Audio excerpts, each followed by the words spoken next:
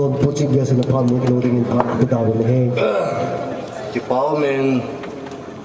tu ni kum som ni la kum sagi hin na ju kelef rising re ya hung tha mun chum le gam chum ma ku na hung kalsun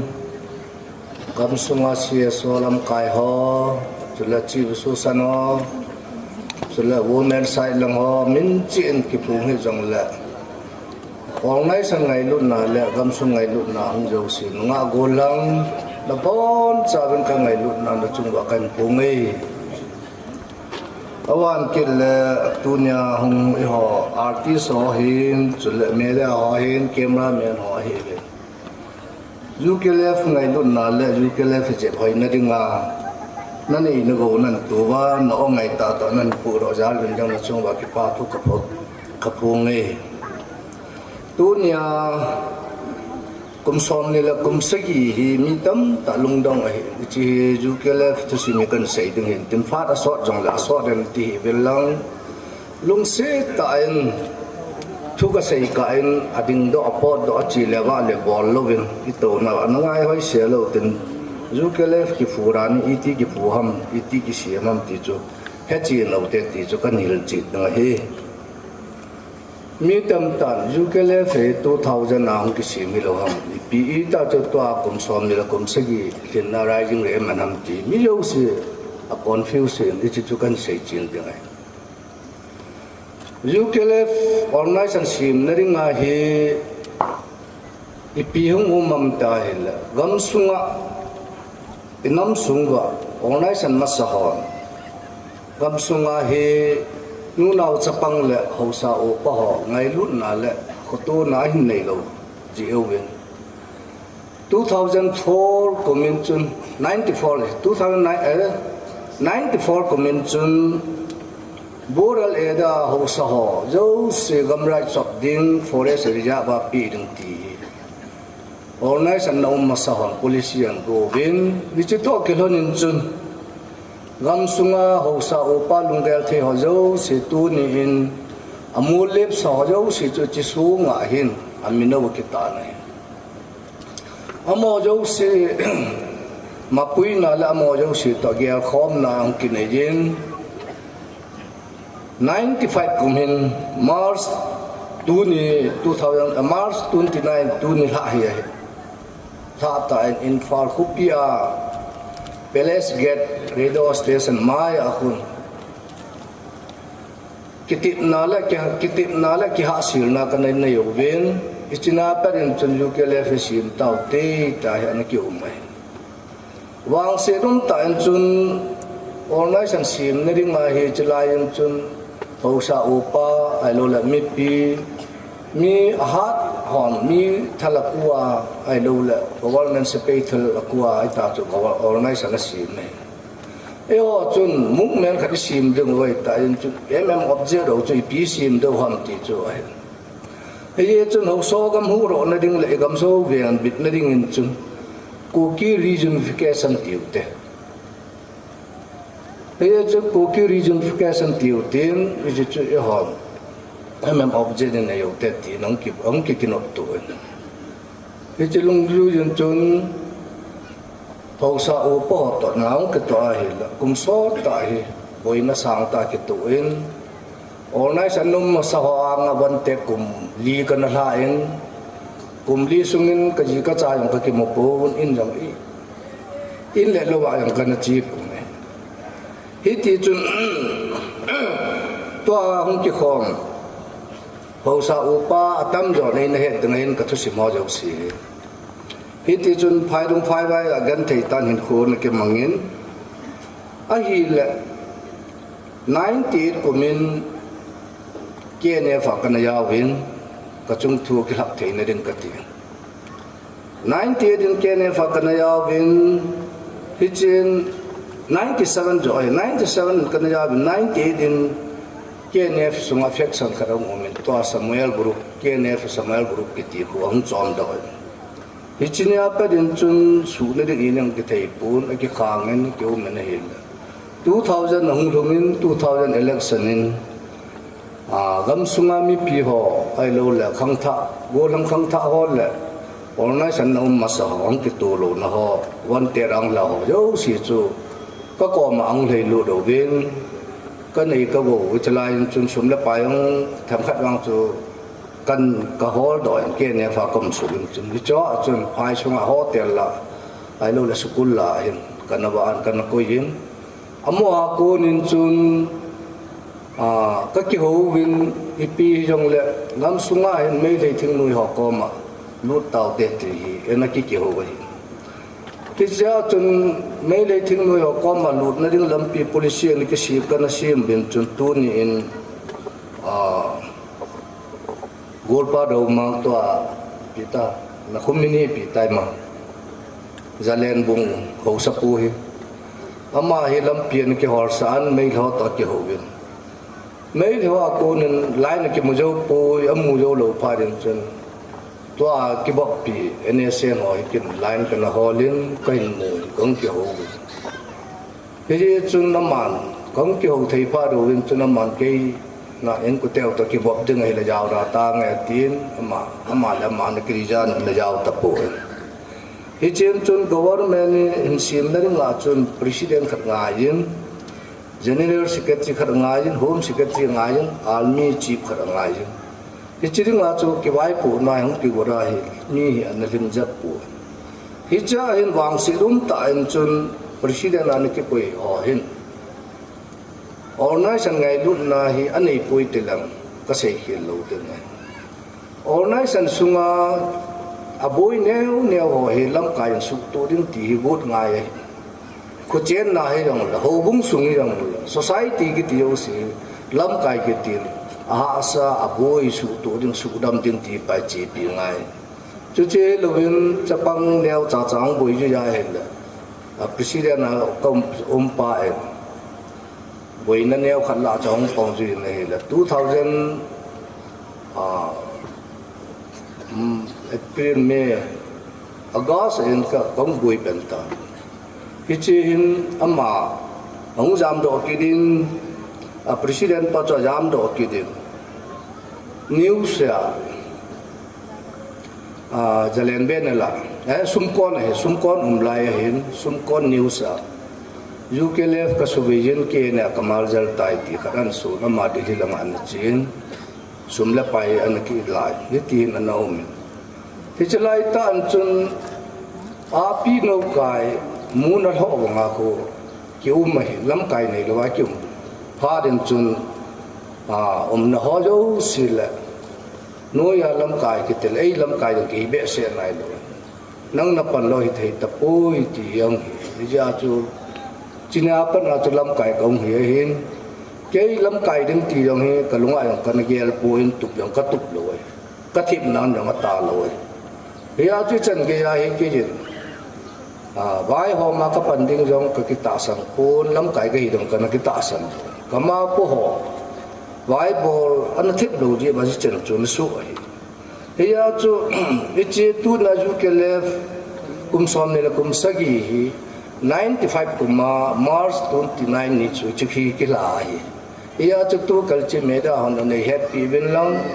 ông ki khom mi pio jo sin ne het thim pi win a phut do la agong do chu hậu so là cái thì chỉ là nó cái gột đỏ lai hậu so thì tu ni nó cho là nó tạo sản là vậy chấp bằng akon hậu so thì sẽ cái gột ai họ có sụt là vậy riêng năm thì là thiên nuôi kia là lai cái đầu biểu mình ai adam là lai họ cho cái ta năng là khai đến trong biểu phần là vót này bảo thì khăn là bor thì cái gì chứ cái ta là vậy awan cái đến ngắm xuống vậy hin ano masahon mi pi chung ho so chung khat gam rai an samo chu gam rai an thu mo chu khat a hi ta awanin gam sunga apart sile general fund ativin anakiti anativin general fund wa na emergency fund hin awanin medical fund hin awanin in bula chang tin lili na narango ne ain UKLF fa pedin chun kasejin 2000 na pedin nam sunga hitabanga sumle pai ai lo la chang le mi ma nu nau chapang ki su boina hausa upa ki su boina ho hi cho hi organization ju ke le organization ke la lo ding hi dan jang ke dong lo ding mi dang jang ke la sa lo de hi ti hong ki chi pi hi cho ja gam sunga hausa upa jang organization ni tu ni ge ya nei ju yo hi ti ka ta sanin ka ke pa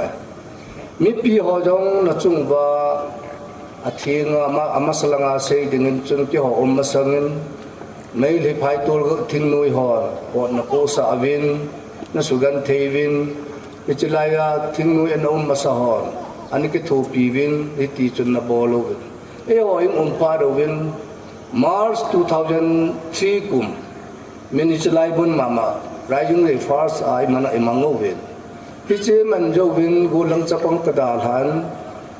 April tarik som na gam sungam kai meeting dinga ka hunga kai la go kem da nei le ho ton ki ka tu vin hi chinia wang fa dum ta chu yo nam si pe ho jat dang ho phai tol mi ho chu khat na tha do vin thal khat do na la do hi ye chun ka ki gelin mei le tan kholang kha ma ti ho yo ki phanan ti ki sat pe jang le ki jo nan te ti ani ki nei in sa ro la thing noi se ai tapoin gamsung nu mai chapang o chan gejin corporation nei pi jiul la nei ki thu pi ja le ho chun mai le ho chu ko lang ai no la nu lung mo ngai chen oi hi che ino thing ding lai ta win inam si pe chan pi izat le nam ho organization ma sa ho ben e ho jo in le kap ki do win e ho jo ni ni lang ki tin hitin ai le ai ki bol na chi chun igam sungi hu jo lovin na ki a ki hu jo poi ki til peace lo bia ki champion lo bia no ha ring ki ti pa chu upai ai le ai ki do ta ji ben chun tua hom tu pa ko ai pu khu mang he ama chlai chun lep tan na hin nangin lang khat long ta na ki ho ding chi ki ho cham na khat nei ba ga li chai lo le mi piyo si jong gan theita sumle payong talo ana sa ki sukha bama ki sukha me changa ki sukha jan de ding ki nei talo he hi chan ge ya cho hasan ki thu lai yan chun changa din jo ding a ha thim pha den chu cham na ding ki bolin tun jang amang nai pu su na om de din ching tam committee ki ti kho chi yo le yo le phone ki ka cham na om na ding an ki sim alang langa ho ai lung si rum ta ka ye lai na lai ji hi chan ge ya hi gam hu na hi nam si pi on ki ti lan ki pang ai in ga lai in chun ke ma ka ta sa ta yong hing si chan ka chi in hing si ke ma lu jo gan lam kai hon no ya lam kai hung hi be nang kholang pe ang pha hi be na ti ai in ka chi lo la go lang chapang lung neo ga men te ka ti in ka pa ichini jong chun kan da ha anungin fighting akchai na khe aumin hichia chun chiyo wa chu chamna chu hung ki bol chamna ki bol jo hin tom bom pio anya sen alam tai hon ipi se bam tai ipi gan ho ikiro pio ta na ke chamo ha ka kiro pio kyo yang ai do bo no na do bo hin jo ta na ke chamba ne le kyo ko manum thelo ro ichan ge yang chu ei ho bo hebarana ichi dimapur ka hunjo we ayan kin kasayin ayai la pai kin no hoi nu le pa kan bel na hiwin ipi ti le ki hoka ki kap tu lai wa chu reinforcement si pe yong nin sol pi lo mei chang jong nei pe lo ki jan na sum le pa yong nei ki thu pi lo ha ka ti le chen chu ki chan ge ya chu na bo lo ha ma ti nam ni ho ni chan ga chu i bo ji ba chu ka ki hu sam mo ka ti ai yong ai hi chan ge hin boina hasan na ko nen chun yung bom pi ho to yong ki ka misunderstanding neo cha chang di di ju yin a yin pathi ne nei pen pi na ya lin a ki cha yu yu ju hi ti chun ong ki cha lin la hi la inam sung ba hin UKLF masangin political demand ano ome organization masa anom nga sa ho hi chi chu pem tel pune elunin ko kilen mung men na bolin pu thang khulun la pu hang lin ko ki jalen gam ti ana bol han anh cái tụ hành cuốn ai lẽ ý họ những ông dâu hin ý họ đi piong cái bố làm ta hết là ai cái viên political movement họ cho cái gì ông họ bố họ cho duy thế đi không thì cái việc này là Zalen gam cookie Zalen gam kitipa cho các hel ta vi cookie state atiket ta ai là cookie state cho mi piu sin support thế ham thì cái việc kit lai ta Zule atiket cookie state ang akit ta hitin chun government to ke holo wa thing noi mi group kharen political movement kan ye kita in movement a chu ele in aphat lawa isu khel to khel ko mai lo government ni ti ke ho pi da koi ma ka sei sin nai pu ni thil bo lo adi do lo dan ka ti ai he che fa na cho ya ka ma hin sei pa pulet jang le da sei chu ai ke la ka hi la chan di lai chen khom piu hi even na hi le amo hi all cookie ti we all cookie ho chu tu nin cookie ang ki le na ding a chu even na hi le bang lai khan i kha tan cha he da bo na um ta a chu ta hi le amo hi i pi ti hup the am ti cho ki ven hi amo nagalim sunga hin nagalim no ya hin amo hi Chandel district sunga hi GPRN Khulmi region GPRN ki ti hi Khulmi region ki ti win Khulmi hi win amo chu ta le on Khulmi ti wa amo ta khul mai ki gop thei ba hi le ki gop thei na ding win chun ki Khulmi development council ti tin chi si mo te ta committee chu kana form mai ya cho ya kama pan a chin yo si chuan sei ta hi chiang ki form pa den chun mi tam ta news lang nei na mu ding oi na mu su ke do UKLF so so nen cookie state aju ro cookie te ka maju ro ta e ki ti na tam ta me na ji ai na mu su ke do ai ai kin gam chu cookie state chu ka dei mo ai pun cookie state chu ki mu thei de ngai na mi state ai cha yo ma yo cha rai le pre ai ma state in nei lo ding chu i ti ki da de ham ta i ti le state ka nei dam ki ti ai i mu thei na ding ba chu ki tu ngai he chu ai la tu nin thing noi mi lam kai ka hi ti ho UPF ke no ka tu na wa kin kan se apai UKLF Cookie Khulmi Development Council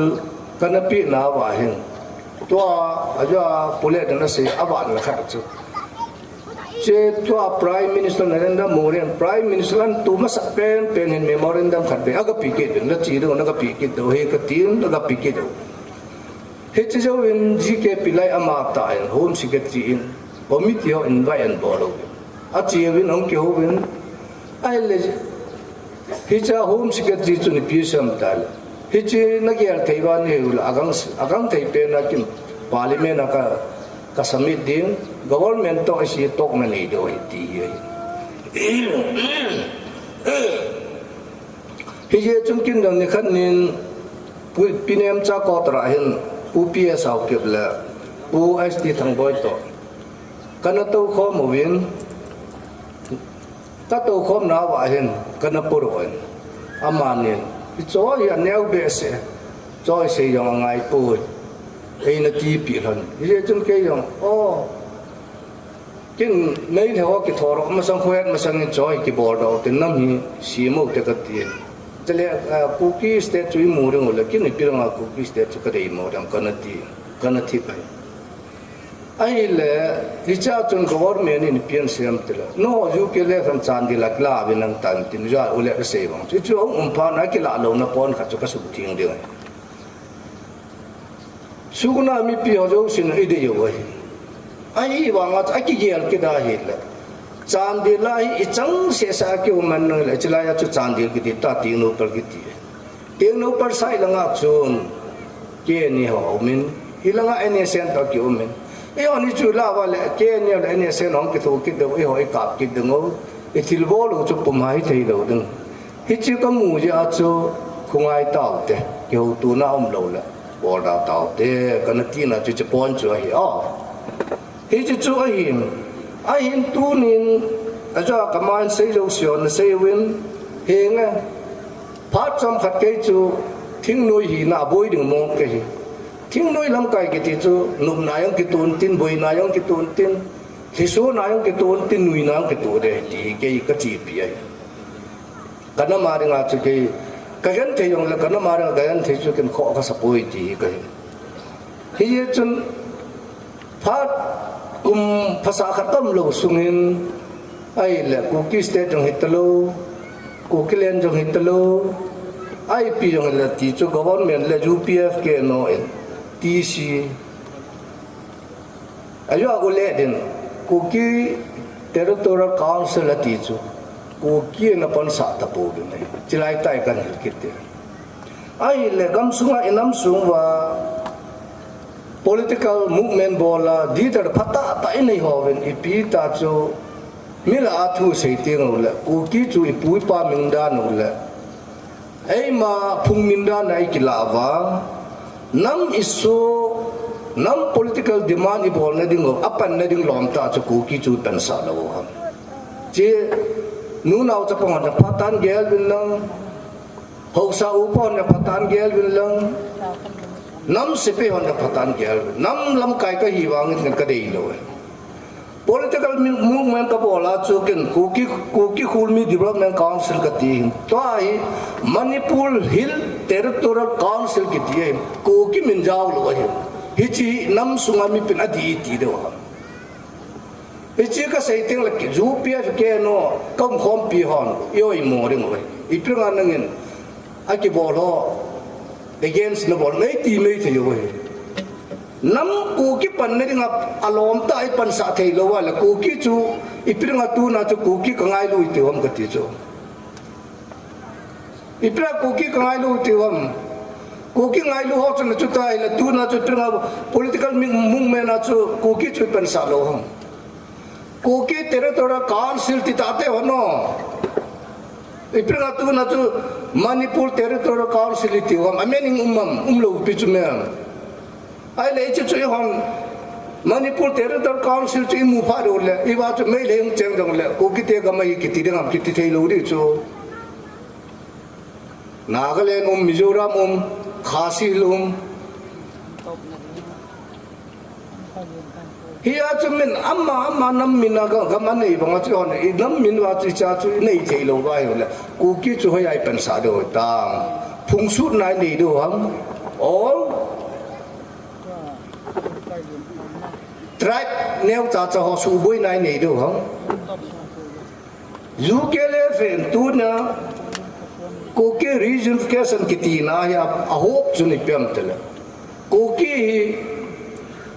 nomen ke liye चला ही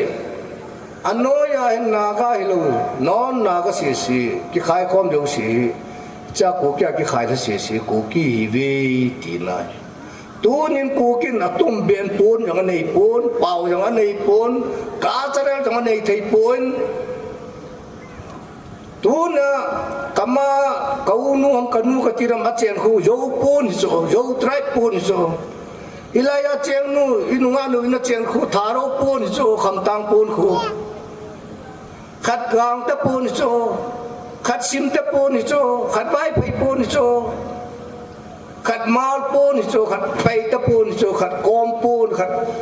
ai mul pon hi cho yo se cho ki gok bai la ku ki pon ngi ding so hi cho yo se pau cho ngam ki gok ni ting la ku ki pau ngi ding so tu na tharo pau chu ko ki pau ki ti thei lo tharo dei lo ja chu ko ki tharo dei lo ja chu ko ki chu trap so ring lo chu nam sungai ka chi bi chu ya aya tu la ya mi tam tan be leo chu namin na sutwa na mai awa na ko ki na su do yang ipi na ti na ko ki chu phung na hi sa ho phung hi lo pi chu mem nomen clear chal hi chu mem naga men bangwai hon ku ki naga hello do sin imen no ku ki khai khom na ku ki chu chu me hitai ichi pi bai tai la ba hi teng le inam ba chu political demand bolo chu government ni ke u pi ringo gang chale ke u pi ringo chu tu na jo mi ki ti a chu san pola group phat atru ma am na ku koi sa ku ki tum la ho ji le ku ki pa ka ai ti ho ji ku ki po ni ti ho ja jo mi khu um roi lo ha lại nó đâu milo ham khát tê họ tu na ju ke le fa ki ko ma nam si pe sunga ya hi tribe jo si ya hi so tharo yang pong tharo go lang yang pong jo go lang yang pong gam te yang pong vai phe yang pong sim te ma la yang lu se yang pong ni hi chu ya tu cho yo si chong ti ko la ku ki army so ku ki army ki ti lo na chu chu chu hita banga chu egam sunga hi nam sunga hi reunification khat ichi pi lo wa he ula inam sungo hi phungle chang ke su na le chule ham le pau ai lo le pau ki chu na pon ki chu na hoi kin ka dei lo ai hi chun tu ni nang ki khom zo sin mi pi hon ka sei ho hi ka sei khelam ka sei kham ti on le ve ven lang Cookie State at Tiwa Kijin, Cookie Kulmi Development Council Bolo Tekanati Laya Mijo Sin Miloy Kadin Newspaper La Cookie State Delo Pa Cookie Gamjuro Pa 80 Hotsun Ipi Tatuna Cookie Minyong Yaw Talobia TC Territorial Council Tibo Siahi Pango hitam lain na rumah mo hi cho yang ikisim ka rumah awan kina tunya ungki khoma jo se koma ka se nun chu gam sunga mi pi la organization ki lung khadol la iki sei ngayo jalin election thu han nang ipilo ho thing po thu an ko chen thu jo la tunin boina I na umlo chule akala golang chapang khat tawin jukham khat jang kinai de ta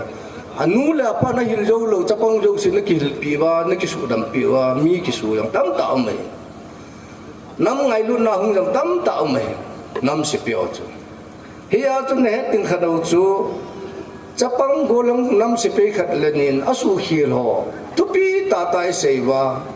nam sunga organization gam le nam nu nau chapam ho gan the he su na hu ro na dinga kan ke la ho isu mi lo wang su mil kit ta pu te ti ka tim nom nei wen ke ma phat tu na ri chan chu tin kho wei kum som ni la kum get hin na rai jing nei nom ta mang ding di bon cha ben pathin ko ma tau chi te ke ma phat chu chan chu tam ti ka ke pa